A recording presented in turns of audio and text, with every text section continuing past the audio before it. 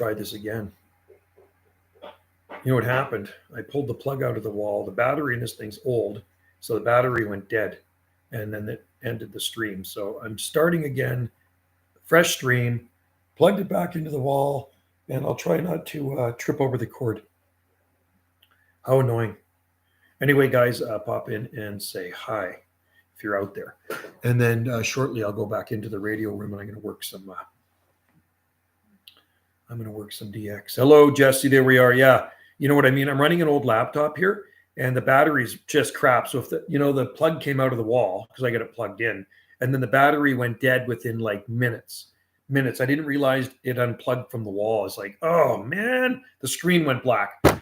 Then I end up watching some Rebel News. I watched a Rebel News clip about the University of Toronto doing a thing on misinformation, a study on the Trudeau government's misinformation. Because he always calls everything he doesn't like misinformation. You know what Trudeau's like, right? He's the one that puts out misinformation. The guy's such an idiot. Anyway, I'm back. It's nice outside. Krista just left for a walk. I says, you got to be back before it's dark. I think it gets dark around 5 now, something like that. But anyway, it's nice to see the snow is dripping. It's above freezing here, and it is dripping. So that's a good thing, right? We're on the plus side on the warm-up. It did cut out because the battery went dead. The battery went dead on my computer here. It unplugged from the wall. I got it plugged in. I got this thing plugged in right now. And it unplugged for just a couple of minutes. I didn't realize it was unplugged. And then the battery's so old in this thing, there wasn't enough charge to keep it going. So then it died. So anyway, here we are again with live stream number 3. I did one out in the radio room, which lasted, I don't know, maybe a half hour. And then, and it was going okay. And then I brought it in here. I got sick and tired of the crappy Wi-Fi. And I did one on here on Jungle Josie Video Gates. And this is the second one on Banana JSSI. So I got to try not to touch that well, it's not the extension cord. It's the plug that's running off this Toshiba laptop. It's an old laptop. I bought it, God, probably 12 years ago. And that's all I need. I really only use it to upload YouTube videos. That's what I use it for, right? So anyway, hopefully we don't get the snow that they're talking about. It does say we are going to get some overnight. The electricians came the other day and ran internet cable through the walls. Cool. They did that for us. It was COVID. It was December, June, early June 2022. The cable guy came, or the TELUS guy, and he ran the wire all the way from our house to the tiny house, which is about 200 feet away. So the B&B guests up there could have faster internet. Yeah, it's okay inside here, but out in my tiny house is too far from the house. That little, not my tiny house, my radio room. It's 8x8. My radio room is far. And so, yeah, and you say TELUS routers are crappy. So we have to get a better router. We have to get a better router. Hey, Wendy, we have TELUS routers, don't we?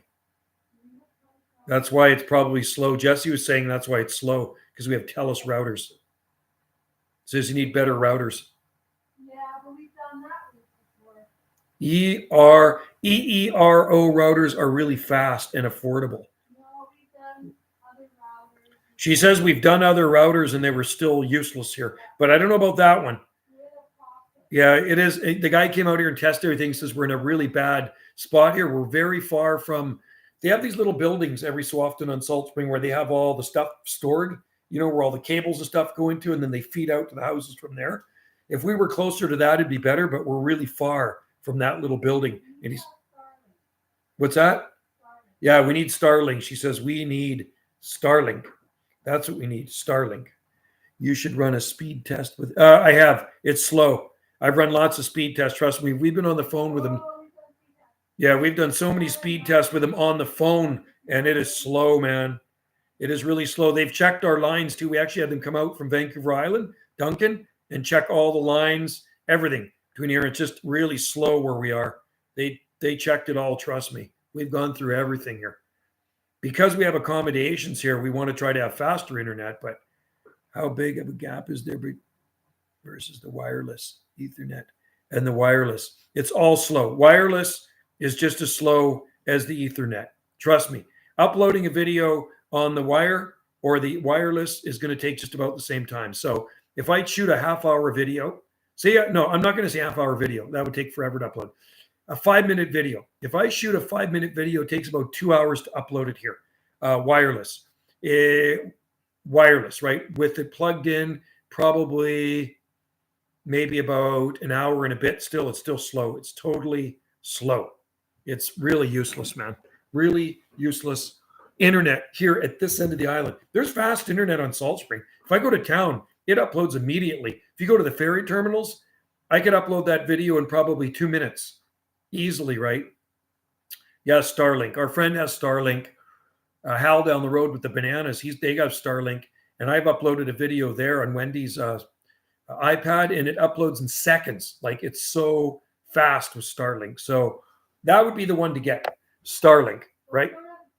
No, we don't have a TV.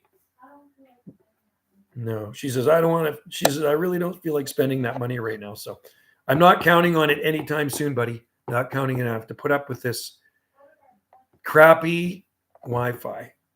So I wish I could get Starlink, but it's only. Oh, yeah, it's only. Yeah, and I'm in a rural area. So we'll see. But right now is not a good time to get Starlink because it's just really not in the budget right now. Wendy's off work. I've been off work for, 3 weeks. I'll be back to work next week. So anyway, and we don't even have a TV either. We don't have we threw our TV out in the garbage 2 years ago. It broke, took it to the dump, right? So no, we don't even have a TV near. Wendy watches her movies on the computer. She's got a Mac, a new Mac laptop, and then she's got the iPad too there, right? So that's what she watches her movies on. Me, I can't really sit through a movie, man. I'm too fidgety. It'd have to be a short movie. But I know how good Starlink is because I've actually experienced it over at our friends' places. So yeah, that's a really nice fast internet. And you know what? When we go over to Port Renfrew or I'm at a hotel, it's so fast. It's just by the time I finish putting my tag words in a YouTube video, it's already freaking uploaded. You have to love that, right? Fast internet is a treat for us when we go away. Matter of fact, there's even internet on the boat we're going on, the cruise ship. They'll have high-speed internet on the cruise ship, which is probably the dish up there. They probably have a dish on that cruise ship, I bet. I wouldn't doubt it, right? So anyway, hey, how much snow do you guys have there in Delta, North Delta? I'm curious. Do you have a lot of snow or is it minimal like us? Like I can still see the bare ground out there. Is it, do you guys have like a ton or a very little bit of snow out there in your area? I know some areas got dumped on. And other areas like Victoria had no snow at all. Zero snow in Victoria.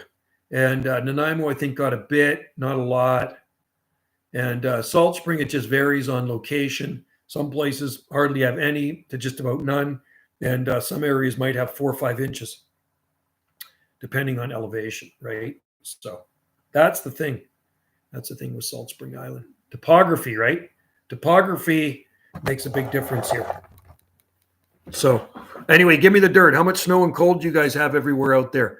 Put in those numbers. We got pretty cold here on Salt Spring Island. It was a cold blast like no other, probably the coldest cold blast I've seen. Short-lived cold blast. Thank God it didn't last a week. That would not be good.